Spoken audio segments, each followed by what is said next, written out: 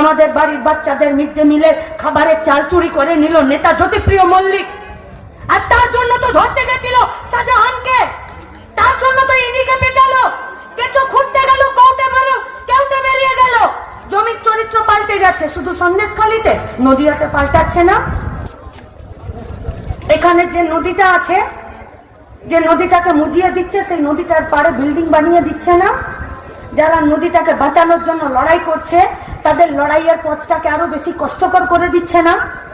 তাহলে গোটা দেশ, গোটা রাজ্য জুড়ে জমিকে লুট করে নেওয়া, কাজের টাকাকে লুট করে নেওয়া, যাদের কাজ ছিল সরকারি শিক্ষা ব্যবস্থা, স্বাস্থ্য ব্যবস্থা, কাজের জায়গাগুলোকে আরো বেশি মানুষের কাছে পৌঁছে দেবার কথা বলা, কাজ করা, রাস্তায় দাঁড়িয়ে থেকে লড়াই করা, তারা বলছেন যে দাদার সাথে আমার রাজনীতির কথা কম হয়, অন্য গল্প বেশি হয়। তোমাকে মুখ্যমন্ত্রী বানানো হয়েছে দিল্লির প্রধানমন্ত্রীর সঙ্গে গল্প করতে? হয়নি তো। বেরিয়ে এসে বাইট কি দিলেন? বললেন চোরি চোরি চুপকে চুপকে দাদা সে বাত হো গিয়া, ভাইপো যাবে না খাঁচাতে, ফলে তো আমরা সব বাজারে। আমরা কি চাই? 50টা দিন 2910 কিলোমিটার ইনসাফ যাত্রীরা পথ হেঁটেছে, একা আমরা হাঁটিনি।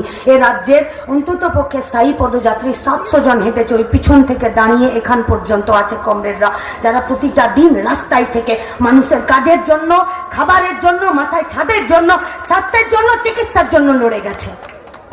কি বলেছে মানুষ?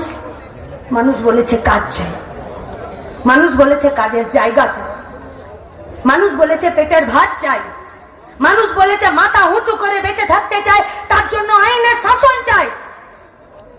নেই, গোটা পশ্চিমবঙ্গে উধাও হয়ে যাচ্ছে। মিস্টার ইন্ডিয়া वाला फिल्म দেখেছে অনিল কাপুর কা? দেখেছেন? হ্যাঁ কি না বলতে হবে। দেখেছেন? মিস্টার ইন্ডিয়াতে দেখেছেন হাতে একটা ঘড়ি গ্যাজেট পরে নিত আর অদৃশ্য হয়ে যেত? হ্যাঁ, একটা গান ছিল না, করতে হ্যাঁ হাম প্যার মিস্টার ইন্ডিয়া সে, ছিল না গানটা? ক্যালেন্ডার ছিল, মরে গেল, বিখ্যাত ডাইরেক্টর ছিল। আচ্ছা, এত কিছু কেন মনে করাচ্ছি? কারণ এই গোটা সিনেমাতে মিস্টার ইন্ডিয়াকে যে অদৃশ্য হয়ে যেত, শিক্ষার মতো, স্বাস্থ্যের মতো, কাজের মতন, 100 দিনের কাজের মতন, তার টাকার মতন, মান সম্মানের মতন, মিস্টার ইন্ডিয়ার উপরে লাল আলো দিয়ে দিলে মিস্টার ইন্ডিয়াকে দেখতে পাওয়া যেত। তাই যা অদৃশ্য হয়ে যাচ্ছে, লাল আলো জ্বালাতেই হবে, তবে গিয়ে হারিয়ে যাওয়া, অদৃশ্য হয়ে যাওয়া কাজ, কারখানা, পেটের ভাত, মা, ইজ্জত, মাথার ছাদ, স্বাস্থ্য, চিকিৎসা, পড়াশোনা সব ফেরত পাওয়া যাবে। তাই রাস্তার লড়াইটা রাস্তাতেই বুঝে নেবার জন্য আপনাদের কাছে আমাদের আবেদন। পুছিয়ে সওয়াল। উনি খুব লেখাপড়া জানেন আর ইংরেজিতে পটর পটর করেন,